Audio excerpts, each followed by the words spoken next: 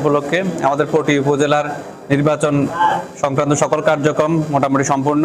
আশা করি কালকে সবাই খুব উৎসবমুখর পরিবেশে তাদের ভোটাধিকার প্রয়োগ করতে পারবেন। আইন শৃঙ্খলা রক্ষাকারী বাহিনী, উপজেলা প্রশাসন এবং নির্বাহী ম্যাজিস্ট্রেট, জুডিশিয়াল ম্যাজিস্ট্রেট সহ সবাই মাঠে তৎপর আছে। আশা করি ইনশাল্লাহ আমাদের নির্বিঘ্নে আপনারা সবাই ভোটাধিকার প্রয়োগ করতে পারবেন এবং আপনাদের এই আসন্ন নির্বাচন সুষ্ঠু এবং অবাধ হবে। বাংলাদেশ সেনাবাহিনীর 510 জন সদস্য আছেন, তারা এখানে নিয়োজিত আছেন। র্যাবের আছে 2 প্লাটুন 20 জন করে, এরপর আছে বিজিবির আছে 100 জনের মতো 4 প্লাটুন।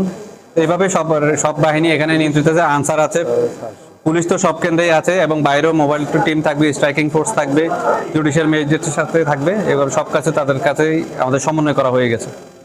সমন্বিতভাবে সবাই কাজ করবেন সব বাহিনী। এখানে মোট ভোট কেন্দ্র কতটা এবং সর্বোচ্চ কতজন আইন শৃঙ্খলা রক্ষাকারী বাহিনী আছে? প্রত্যেক ভোট কেন্দ্রে 13 জন করে আনসার সদস্য থাকবেন। এছাড়া পুলিশে 2 জন করে থাকবেন।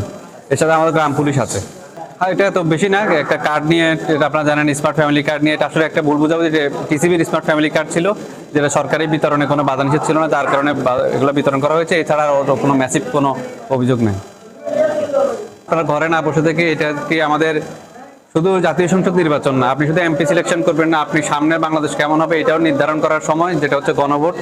আপনারা আপনাদের ভোটাধিকার প্রয়োগের মাধ্যমে আপনার এলাকার যিনি জনপ্রতিনিধি তাকেও নির্বাচন করবেন। এর সাথে সাথে আপনার সামনের বাংলাদেশকে আপনি কিভাবে দেখতে চান সেটা নির্ধারণ করার দায়িত্বও কিন্তু আপনাদের কালকে।